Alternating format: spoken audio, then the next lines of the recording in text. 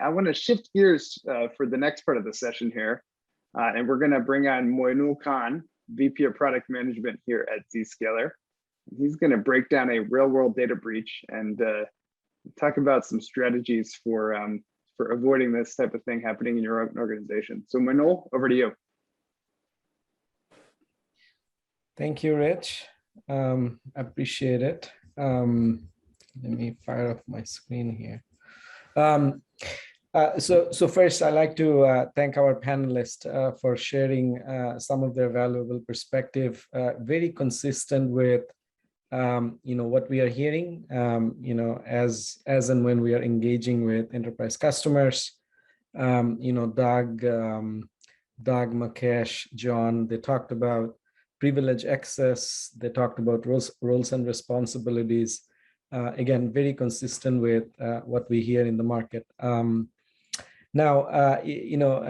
fact, one of the interesting things that Gartner says about public cloud infrastructure adoption is that if you look at some of the major breaches, cloud breaches that has happened over the last couple of years, it's happening because of internal users, and because of the cloud misconfiguration. So it's really fascinating that the DevOps guys that are really now responsible for SecOps part of it, because of the agility that they're looking for, because of the faster time to deployment, some of those simple misconfigurations are causing some of these major breaches, right?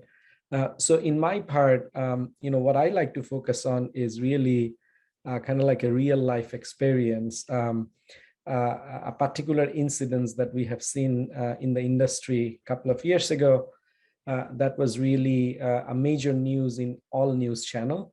In this particular case, the company who was a victim, it's a major, perhaps one of the largest credit card companies in the US, massive AWS user. At the time they experienced that breach, they had a very large deployment in AWS, somewhere close to 2,000 AWS accounts with 10,000 S3 buckets, where they were hosting, close to 100 million credit card application data and credit card histories for their consumers. Once again, the entire application was hosted in AWS. The problem really started from a simple misconfiguration. They were using an open source web application firewall that was front-ending their web app, public facing web app. And there was a simple misconfiguration that really caused that major breach. And then most interestingly, the hacker, she did not had to use a rocket science to hack that environment. She was using a very well-known method called SSRF, server-side request forgery, where she could impersonate a valid identity to assume roles and credentials. And then, once she did that, she basically collected the, profits from that simple method. But again, it was a simple known attack, but because of a simple cloud misconfiguration, she was successful, and then the impact was huge for the company. So what exactly happened? So I would like to kind of like dissect it in the next section. If you look at the topology, of course, the topology was a lot more complex than what you're going to see in this slide. Again, there were close to 2,000 AWS accounts, hundreds of workloads running in that environment with 10,000 plus S3 buckets. The misconfiguration was on a compute resource. As you know, the EC2 instances, that's your compute resource in AWS Cloud. One of the EC2 instance was hosting the web application firewall.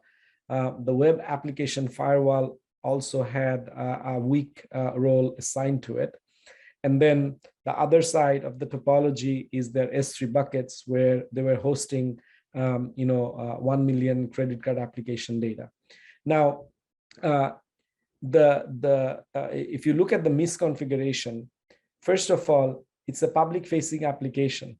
So there was the default route to that application, which is okay because the consumers needs to connect to that application. So the network security group with the default route for that EC2 instance, that's not a problem. The real problem was that on that EC2 instance, they had SSH port. The SSH port was publicly exposed, right? In reality, if you have to keep SSH port open, you should not keep that open for a long period of time because that's right there a configuration violation. But since the SSH port was open, the attacker she was coming from behind a Tor network. She was able to SSH into that EC2 instance. Once she was in, she simply executed a curl command. The curl command said, give me access credential for all the roles that are configured on this EC2 instance. Now, the second misconfiguration was that the EC2 instance was running metadata service version 1. And the version 1 is really weak security because when you ask a question to an EC2 instance with this metadata service version 1, it doesn't really challenge you. And because of that, she was successful. She was able to get the credentials that would allow her to be part of that WAF role, right? And then since now she has that credential to be part of that WAF role, the WAF role had access to all the S3 buckets where all the information, all the customer credit card information was hosted, right? So here there is another misconfiguration. Again, the first misconfiguration was SSH port was open. The second misconfiguration was that metadata service version was enabled instead of version 2. And then the third one, the WAF role should not allow anybody to access all the S3 buckets in that environment. But because of that configuration, she was able to access S3 bucket. She was able to pick one of them up, and she simply started syncing and downloading all the data that was in that S3 bucket. Once again, massive amount of data got downloaded, and this data once again had 100 million credit card consumer info, their PII info, their application information, as well as credit card histories and so on and so forth, right? So if you kind of really think about this problem, the attacker was able to get in and was able to collect profit because of these simple misconfigurations that could have been easily prevented, right? So how would you prevent, how would you protect yourselves from this type of scenario? Once again, if you, from misconfiguration perspective, you should really leverage some of the security tools that are out there, simple security tools, API-based tooling, but could be very, very powerful. CSPM, Cloud Security Posture Management. If you had a CSPM tool, CSPM, CSPM will ensure that you do not have any misconfigurations and compliance violation in your public cloud infrastructure. If the CSPM was monitoring your environment 24/7, some of those misconfiguration would be, could be easily prevented.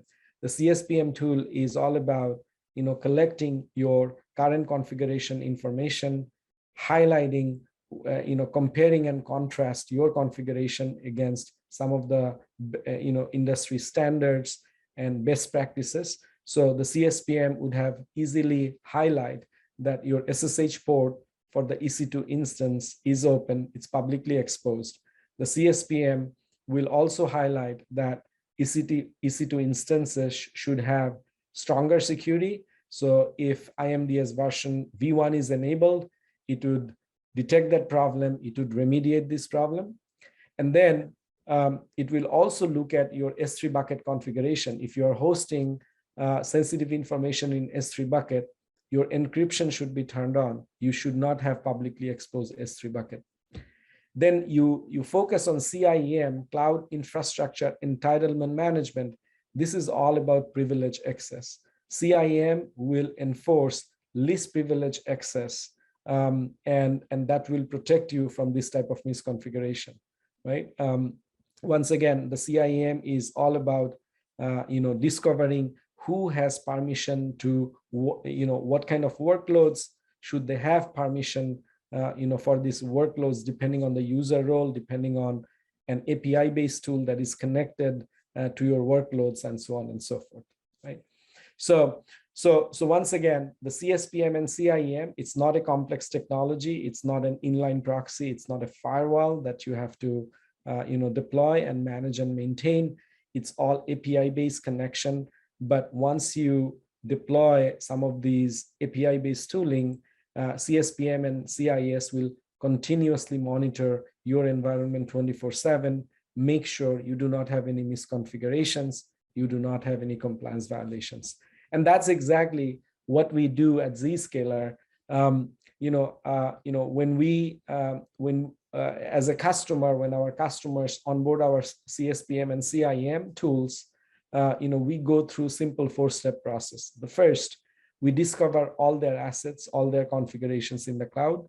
From identity perspective, we will identify the human users, non-human users, the API-based tools that are connected to your workforce, to your workload.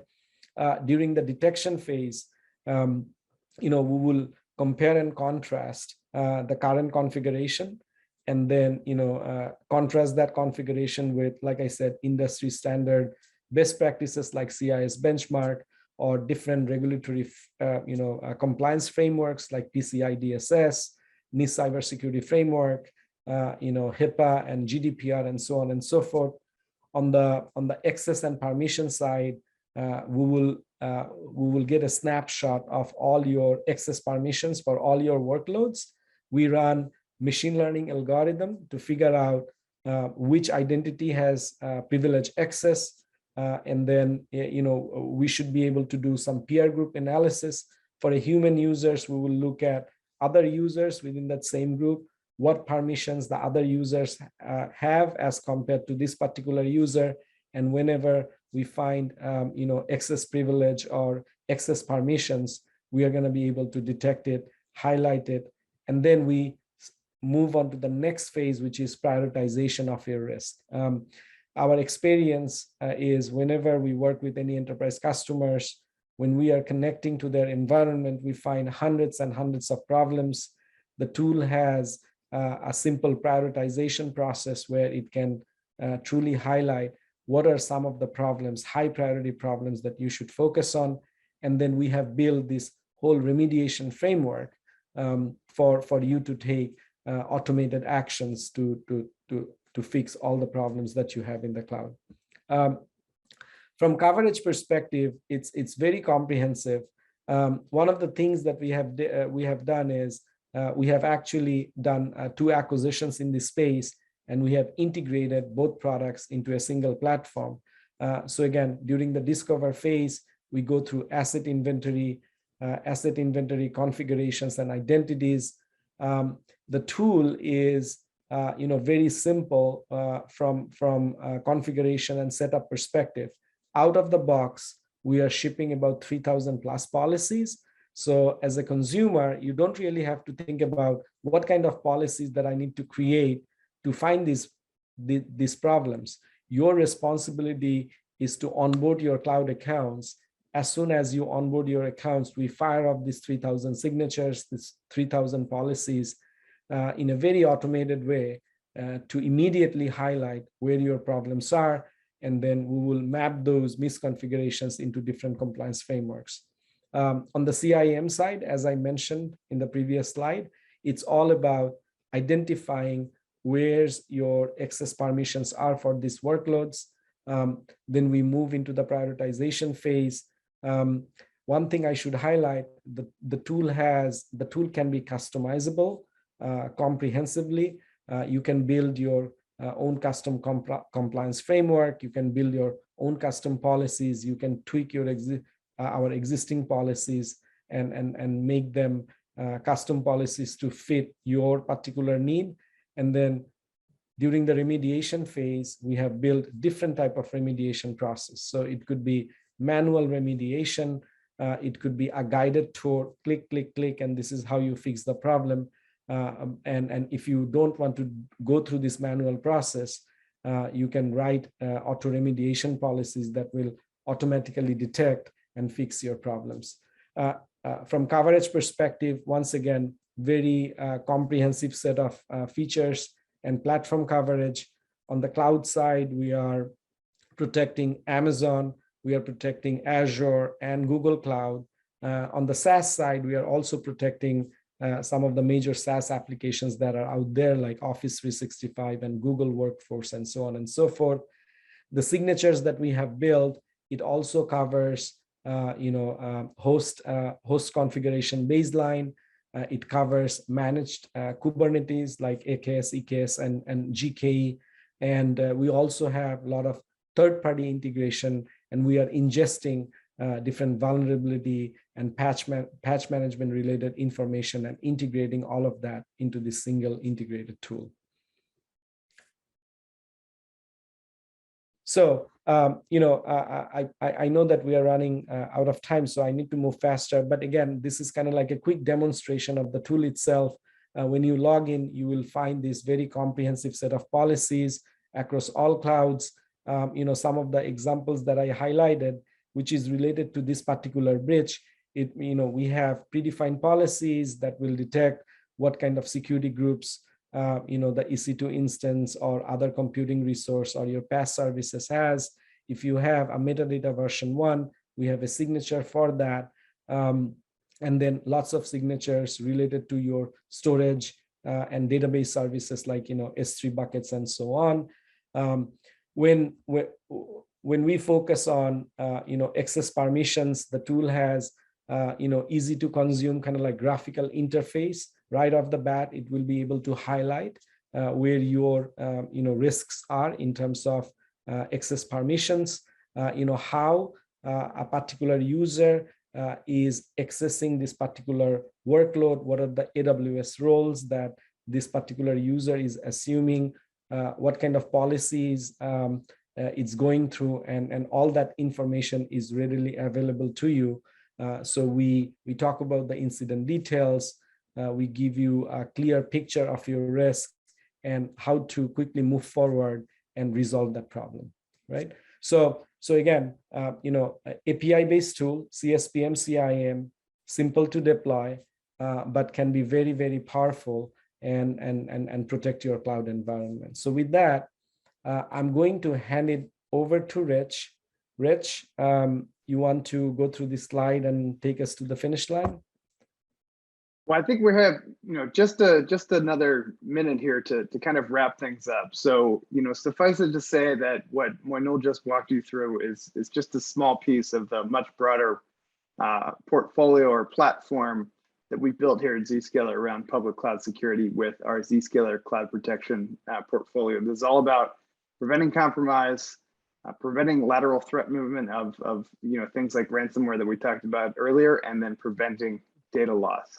So thank you, Moinul, for that session. That I think that was a very relatable story for for everyone here with that breach, and a good introduction to the cloud security posture management element of what we're doing with Zscaler Cloud Protection. So we're happy to share more about the products with any of you. But with that, I want to wrap things up. I want to thank again Doug, Mukesh, and John for sharing your real world stories and your time with the audience here today. I know it was a very valuable panel discussion for me. I took a bunch of notes here, and I'd like to also extend my gratitude to all of you for attending today's session. So if you missed any part of the episode or would like to revisit it or share it with your peers, just visit cxosummit.zscaler.com. We will make sure to get the recording posted as soon as possible. And let's continue the conversation. Join me and Moinul and your IT leadership colleagues in the private Zscaler CXO community on LinkedIn, where you can engage with like-minded IT innovators and learn secure digital transformation best practices. So from all of us here at Zscaler, do take care, stay safe and healthy. Thank you and goodbye.